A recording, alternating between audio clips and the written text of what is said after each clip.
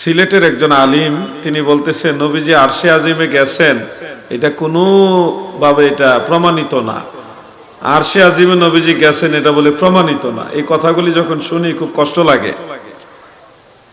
যিনি এটা বলছে উনি আবার ফেলে দেওয়ার মতো আলেম না, মোটামুটি গনার আলেম।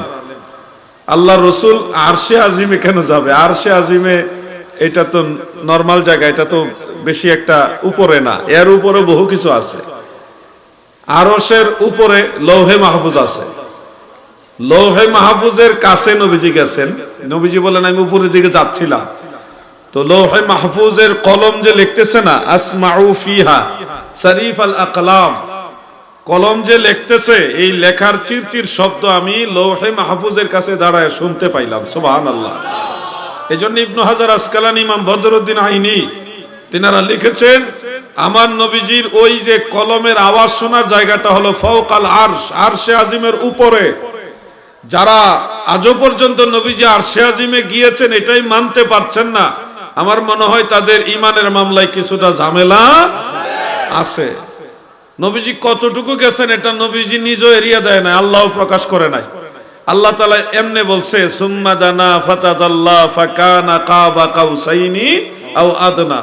শারহু ফিকহিল আকবরের মধ্যে উল্লেখ আছে, ইমাম মোল্লা আলী কারি লেখেন যে কাবা কাউসাইনি আও আদনা এটা হলো ফাওকাল আরশ, আরশে আজিমের বহু উপরে। কত উপরে? বুখারী শরীফের কিতাবুত তাফসীরের মধ্যে উল্লেখ রয়েছে বিমা লা ইয়ালামুহু ইল্লাল্লাহ, এত উপরে যে উপর সম্পর্কে আল্লাহ ব্যতীত আর কেউ জানেই না। এত উপরে হলো সেই মাকাম, সেই স্থান যেখানে আল্লাহ তাআলা আমার নবীকে নিয়ে গেছেন।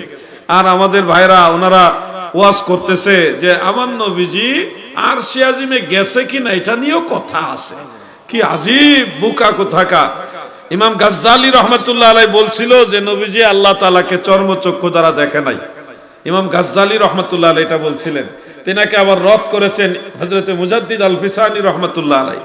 তিনি বলতেছেন যে এই মাথা মুন্ডওয়ালা মানে নিজেকে বলতেছে আমরা যারা আছে আমরাই দৈনিক বহুবার আল্লাহকে দেখি।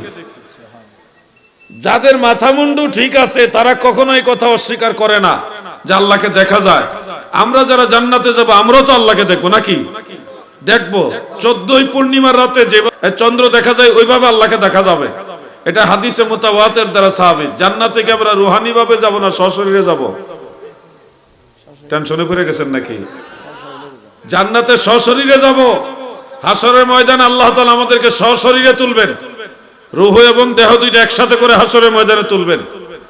এরপরে যারা জান্নাতি তারা সশরীরে জান্নাতে যাবে, যারা জাহান্নামী তারা সশরীরে জাহান্নামে যাবে। তো আমরা যদি জান্নাতে সশরীরে যাই তো সশরীরে গেলে তো চর্মচক্ষু থাকবে, তাহলে চর্মচক্ষু দিয়ে যদি জান্নাতে গিয়ে আমরা ওই আল্লাহকে দেখতে পারি, আমার নবীজি আল্লাহকে দেখে নাই, এই কথা যে বলবে তার আকল দাঁতই উঠে নাই, ঠিক কিনা?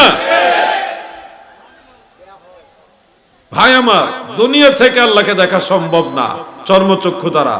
মুসা নবী আল্লাহ তাআলাকে দুনিয়া থেকেই দেখতে চাইছিলেন, দুনিয়া থেকে চর্মচক্ষু দ্বারা আল্লাহকে দেখতে চাইছিলেন। এই জন্য আল্লাহ তাআলা নাকচ করছেন, কারণ লা তুদরিকুল আবসার ওয়া হুয়া ইউদরিকুল আবসার। কোন চর্মচক্ষু দুনিয়া থেকে আল্লাহকে দেখতে পারবে না। কোরআনের বিধানটা আসমানের জন্য নয়, কোরআনের বিধান হলো পৃথিবীর জন্য। যদি কোরআনের বিধান সত্য সব জাহানের জন্য হয় তাহলে হাদিসে মুতাওয়াতির বাতিল হয়ে যায়। নাউজুবিল্লাহ, এটা হবে না। আমার দাদু ভাইরা গো, আল্লাহর আউলিয়াদের কথা বলবো, বলতে গিয়েও নবীর কথা চলে আসে, কারণ মাসটা তো নবীর মাস, মেরাজের মাস, আমার নবীর আল্লাহর দিদার পাওয়ার মাস। এই মাসে নবীর কথা চলে আসে। পবিত্র মেরাজের চাঁদে আল্লাহ তাআলার শাহী দরবারে আরো শুকরিয়া আদায় করি যে দয়াল আল্লাহ আমাদের মতো অযোগ্য নালায়েকদেরকে তিনার হাবিবের উম্মত হওয়ার সৌভাগ্য দান করেছেন। এজন্য শুকরিয়া তান আরেকবার বলি আলহামদুলিল্লাহ। নবীজির কথা দুইটা বলি, তারপরে সাবজেক্টের ভিতরে যাই। আল্লাহ তাআলা আমাদের নবীজির নাম রেখেছেন, আমাদের নাম দুনিয়াতে মানুষে রেখেছে, আর আমাদের নবীজির নাম আল্লাহ তাআলা নিজে রেখেছেন।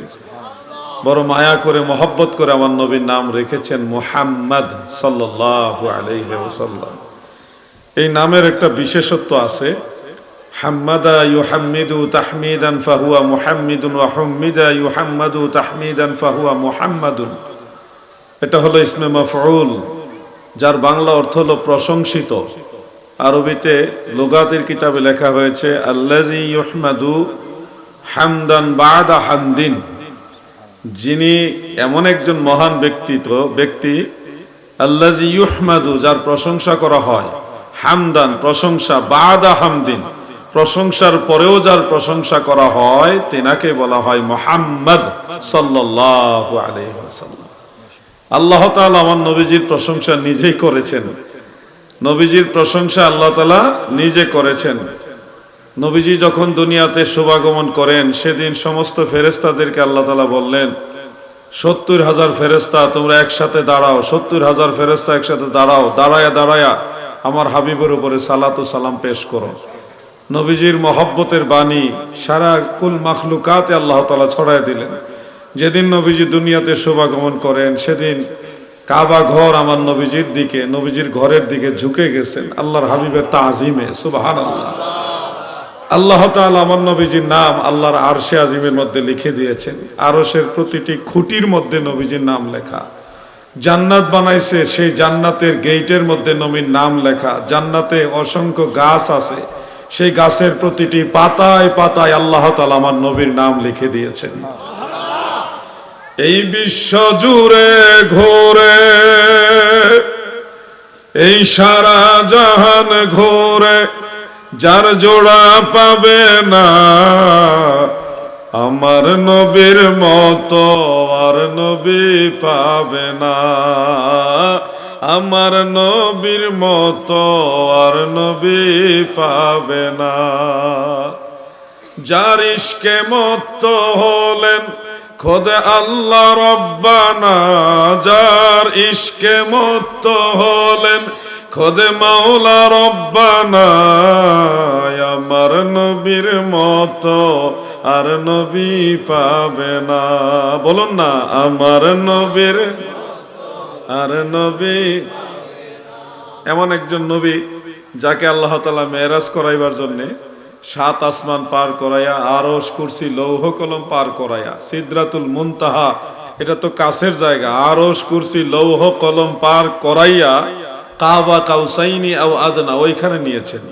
এত উপরে কেন নিলেন? হাফেজ আল্লামা এম এ জলিল সাহেব রহমতুল্লাহ আলাইহি বলতেন যে আমার আল্লাহ তাআলা গোটা সৃষ্টি জগৎটাকে নবীজির কদম মুবারকের নিচে রেখে সবাইকে এটা দেখালেন, তোমরা দেখো আমার রসুলের মর্যাদা সবার উপরে।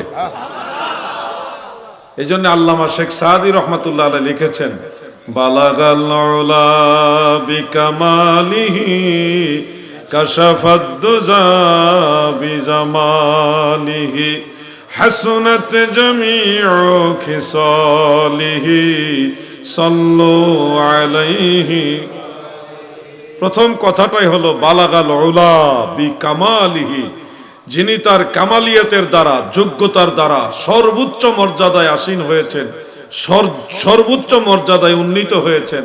এটাকে আল্লাহ তাআলা বলেছেন ওয়ারাফা'না লাকা যিকরাক। তাফসীরে লিখেছেন রাফা আল্লাহু দারাজাহু ফিদ দুনিয়া ওয়াল আখিরা। দুনিয়া আখিরাতে দু জাহানে সব জায়গায় আল্লাহ তাআলা আমার নবীর সম্মানকে সবার উপরে রাখছে। সুবহানাল্লাহ। এজন্য হাফেজ মাওলানা তাজুল ইসলাম চাঁদপুরি সাহেব বলতেন, দো জাহানের বাদশাহ নবী কামলিওয়ালা, দো জাহানের বাদশাহ নবী কামলিওয়ালা, যার উপরে পড়েন দুরূদ আল্লাহ তাআলা, দো জাহানের বাদশাহ নবী কামলি। গোটা হাসর ময়দানে সব মানুষকে এক জায়গায় জড়ো করে সমস্ত নবী রাসূল, শুহাদায়ে কেরাম, সিদ্দিক, সালিহিন সবাইকে এক জায়গায় করে আমার আল্লাহ আমার নবীকে বলবে, নবী গো, আপনার জন্য আমি আল্লাহ মাকামে মাহমুদ তৈরি করে রেখেছি। আসা আইয়াবআসাকা রাব্বুকা মাকামাম মাহমুদা। ওগো নবী, আপনার জন্য আমি মাকামে মাহমুদ তৈরি করে রেখেছি, আপনি উম্মতের জন্য আর কাইন্দেন না। বহু কেঁদেছেন এই গুনাহগার উম্মতের জন্য, আপনি মাকামে মাহমুদে অধিষ্ঠিত হন। তাফসীরে দুররে মানসুরের মধ্যে হাফেজ জালালউদ্দিন সুয়ুতি রহমাতুল্লাহ আলাইহি উল্লেখ করেছেন, চারজন সাহাবী থেকে হাদিসটা বর্ণিত রয়েছে। হযরত আব্দুল্লাহ ইবনে সালাম, হযরত আব্দুল্লাহ ইবনে মাসউদ, হযরত আব্দুল্লাহ ইবনে ওমর এবং বিখ্যাত তাবিঈ হযরত মুজাহিদ রহমাতুল্লাহ আলাইহি, তিনারা এটা বর্ণনা করেছেন। তাফসীরে দুররে মানসুরের মধ্যে উল্লেখ, হযরত আব্দুল্লাহ ইবনে আব্বাস সহ রাদিয়াল্লাহু তাআলা আনহুম, চারজন সাহাবী একজন তাবিঈ এটা বর্ণনা করেন, আমার আল্লাহ তাআলা হাসরের ময়দানে আরশে আজিমের উপরে বিশাল এক সিংহাসন সাজাবে। ওই সিংহাসন সাজাইয়া আমার আল্লাহ আমার নবীকে বসাবে। ইউজলিসুহু আলাল আরশ, আরশে আজিমের মধ্যে নবীজিকে আল্লাহ তাআলা বসাবেন। বসায় বলবেন, হাবিব আপনার গুনাহগার উম্মতের জন্য সুপারিশ করেন, এখান থেকে আপনি সুপারিশ করতে থাকুন। মুআজামুল আওসাত লিতাবারানির মধ্যে উল্লেখ, হযরত ইবনে আব্বাস রাদিয়াল্লাহু আনহুমা মাকামে মাহমুদের তাফসীরে বলতেছেন, সেই মাকামে মাহমুদে নবীজি বসে উম্মত যারা গুনাহগার, যারা গুনার মামলা আটকে গেছে তাদের পক্ষে আল্লাহর দরবারে সুপারিশ করবেন। নবীজি যার পক্ষে সুপারিশ করবে তাকে আল্লাহ মাফ করে জান্নাতে দিবে। সুবহানাল্লাহ। এই পাপী লোক তরাইবেন বলে গো নবী পাক কোরআনেতে শুনি গো নবী, দয়াল নবী তুমি গুণমণি। আমার নবীজি এত সম্মানের অধিকারী যেটা কোনোদিন কল্পনাও করতে পারবেন না। এই সুমহান ইজ্জতের কথা শুনে যদি চেহারা মলিন হয়, নিঃসন্দেহে আপনি মুনাফিক। নবীজির এই সুমহান ইজ্জতের কথা শুনে যদি চেহারা উজ্জ্বল হয়, আনন্দিত হন, মনের ভিতরে প্রাউড ফিল হয় যে আমাদের নবী কত বড়, কত সম্মানিত, তাহলে আল্লাহর কসম আপনি ঈমানদার। নবীজিকে ভালোবাসার এই অনুভূতিটাই হলো ঈমান। নবীজিকে ভালোবাসার এই অনুভূতিটাই হলো ঈমান। ঈমান যদি না বুঝেন, নামাজ কিসের জন্য পড়ছেন এটা বুঝবেন না, ধর্মের মজা পাবেন না। যখন রওজা মুবারকের সামনে যান, মদিনা মুনাওয়ারায় গিয়ে যখন মনের ভিতরে একটা আবেগ আসে না, ইয়া রাসূলুল্লাহ কত দূর থেকে আসছি, 7 সমুদ্র 13 নদী পার হইয়া বহুদূর আমার বাড়ি, ওগো নবীজি আপনার কাছে আসছি, আমার বাড়ি অনেক দূর, বহুদিন আশা করছি আপনার কাছে আসবো, ইয়া রাসূলুল্লাহ আমি আসছি, আপনাকে সালাম দিতেছি। সালামের সময় চোখের মধ্যে পানিগুলো টলমল টলমল খাচ্ছে, আর প্রেম, মন থেকে প্রেমের একটা ভাষা বের হচ্ছে, আসসালাতু ওয়াসসালামু আলাইকা ইয়া রাসূলুল্লাহ, ওগো নবীজি আপনাকে আমি সালাম দিতেছি। এই যে একটা আনন্দ, একটা প্রেম, মনের ভিতর একটা মহব্বত, এটাকেই বলা হয় ঈমান। সুবহানাল্লাহ বলেন। তাহার নামে পড়ে থাকি তাই তো ভয় নাহি রাখি, ইশকে মুহাম্মদির মালা গলে যদি রয় গো। ও যুবক ভাই আমার, তুমি জানোনি দয়াল নবীর মহব্বত নিয়ে যদি একবার নবীজির রওজা মুবারক জিয়ারত করো, নূরের নবী তোমাকে ছেড়ে জান্নাতে যাবে না। এই ব্যাপারে অনেকগুলো হাদিস শরীফ রয়েছে। প্রসিদ্ধ একখানা হাদিস যেটা এক জামাত মুহাদ্দিসিন তিনারা সহিহ বলেছেন, কেউ কেউ হাসান বলেছেন, ইমাম জুরকানি এটাকে সহিহ বলেছেন। শেখ ইমাম আব্দুল হক রাহমাতুল্লাহ আলাইহি, আব্দুল হক মুহাদ্দিস দেহলভী নয়, আব্দুল হক ইসবিলি রাহমাতুল্লাহ আলাইহি, তিনি বলেছেন এই হাদিসটা সহিহ, যেটাকে অন্যান্য মুল্লা আলী কারি ইবনে হাজার মক্কি অন্যান্য মুহাদ্দিসরা সহিহ বলেছেন। দয়াল নবীজি বলেছেন, মান যারা কবরি ওয়াজাবাত লাহু শাফাআতি, যারা আমি রাসূলের রওজা মুবারক জিয়ারত করবে তাকে শাফাআত করা আমি রাসূলের জন্য ওয়াজিব হয়ে যাবে। সুবহানাল্লাহ। নবীজির মহব্বতে যদি জিয়ারত করেন, ওয়াহাবি খারিজিরা তো জিয়ারত করে কিন্তু মহব্বত নাই, নবীজিকে সালাম দেয় মহব্বত নাই, কিন্তু নবীর প্রেমিকরা চট্টগ্রাম থেকে, রওজান থেকে যখন সোনার মদিনা যায়, মদিনার ধুলাবালি শরীরে মাখে, মদিনাতে পা লাগাইবার সময় যেমন কেমন একটা আনন্দ লাগে, আমি নবীর শহরে চলে আসছি, নবীর দেশে চলে আসছি, কত একটা আনন্দ। অনেক আশেককে দেখেছি মদিনা শরীফের ধুলাবালি চুমা খাইতেছে।